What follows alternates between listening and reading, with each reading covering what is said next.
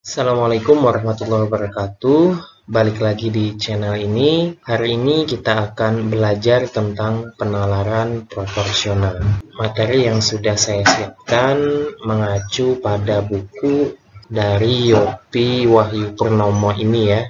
Yang mana buku ini sudah saya baca dan bagus isinya. Dan mohon izin juga apabila Mas atau Pak Yopi Wahyu Purnomo sedang menyaksikan video ini, mohon izin untuk membuat konten atau materi berpikir atau penalaran proporsional yang ada di dalam buku ini. Apa sih sebenarnya penalaran proporsional? Jadi mungkin beberapa di antara teman-teman sudah mengetahui atau sudah familiar dengan istilah proporsional. Nah, yang mana istilah itu ternyata digunakan juga di dalam pembelajaran matematika khususnya di sekolah dasar.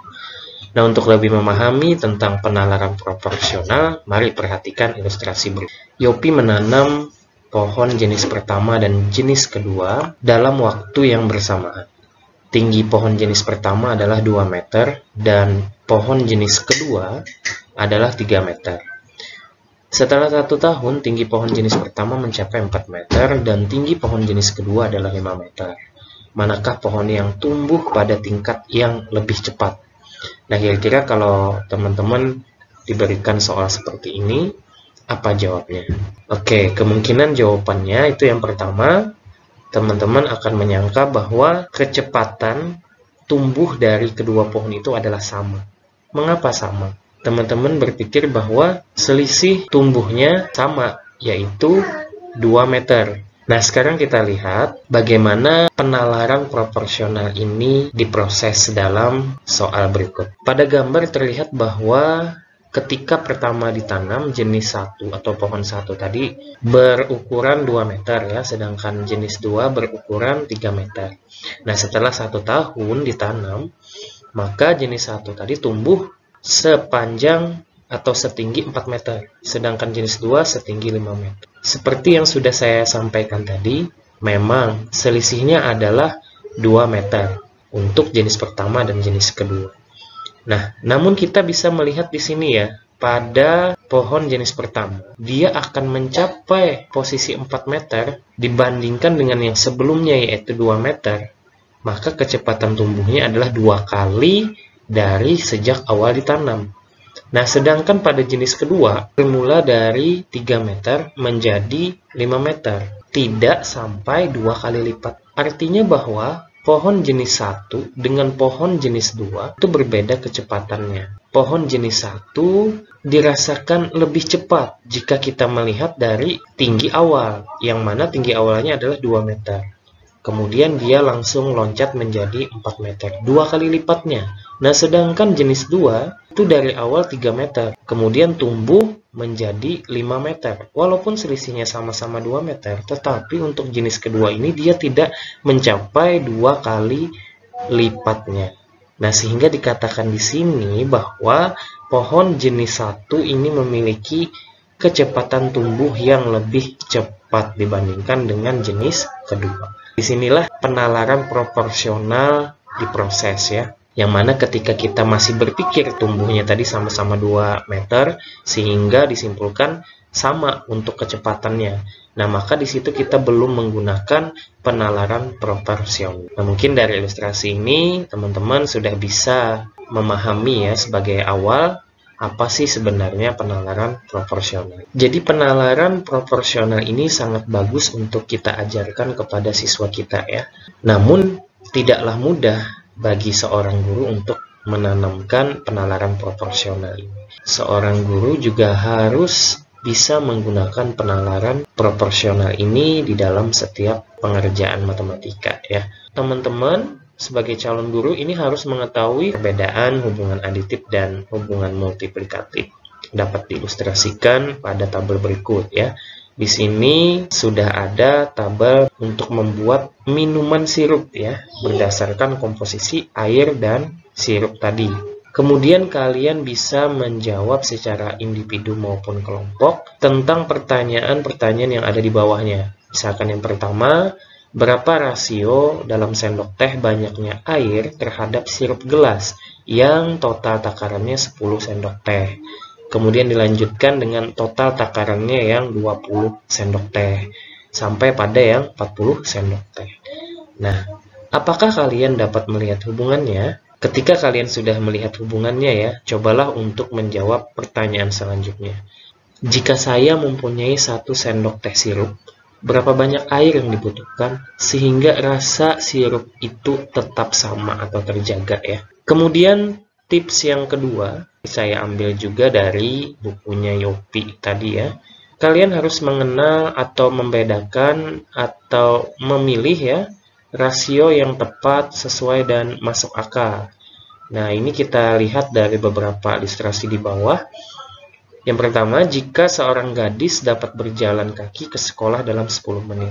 2 gadis dapat berjalan kaki ke sekolah selama 20 menit. Apakah ini masuk akal? Tentu tidak ya. Coba diskusikan mengapa. Nah, kemudian yang kedua, jika 1 kotak susu berharga 10.000, maka 2 kotak susu berharga 20.000. Nah, apakah ini masuk akal atau tidak? Silahkan kalian diskusikan dengan teman kelompok kalian.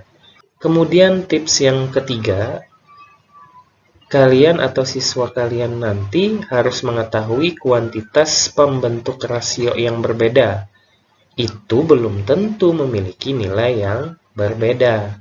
Ini sebagai contoh ya. Ketika siswa kelas 5 akan belajar matematika, mereka dikelompokkan menjadi 3 kelompok dengan 2 perempuan dan 4 laki-laki untuk setiap kelompoknya.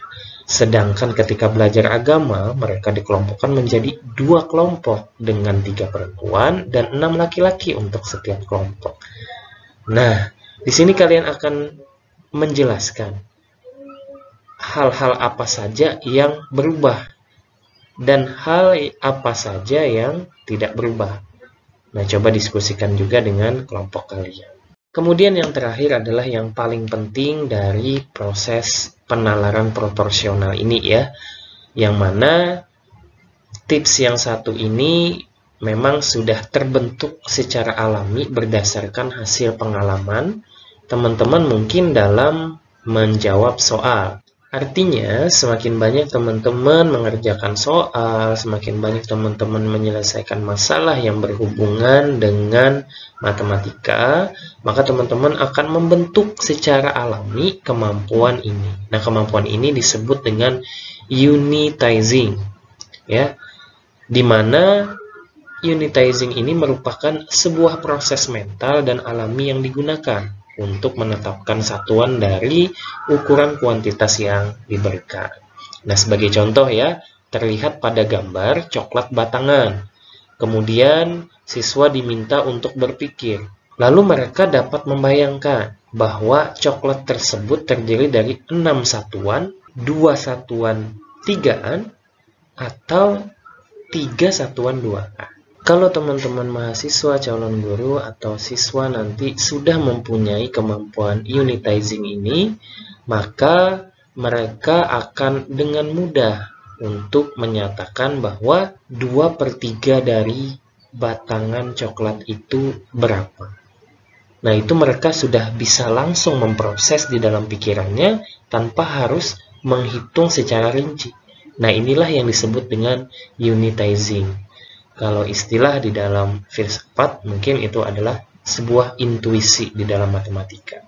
Dan ini memang terbentuk secara bertahap berdasarkan pengalaman-pengalaman teman-teman yang sudah menjawab soal-soal dan menyelesaikan permasalahan di matematika. Sekarang kita lihat ilustrasi berikut. Nah, ini masih ada hubungannya dengan kemampuan unitizing.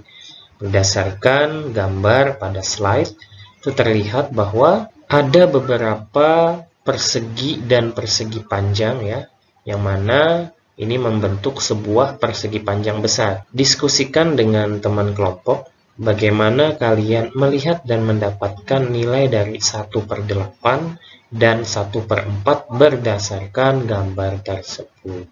Silahkan dijelaskan ya. Baik, seperti biasa pada akhir materi kita akan melaksanakan kegiatan uji pemahaman yang mana ada beberapa permasalahan dalam bentuk soal matematika yang akan kalian diskusikan bersama dengan teman kelompok masing-masing. Jangan takut untuk memberikan saran, jangan takut untuk bertanya kepada yang lebih memahami ya. Jadi di dalam kelompok itu bisa saling memahamkan.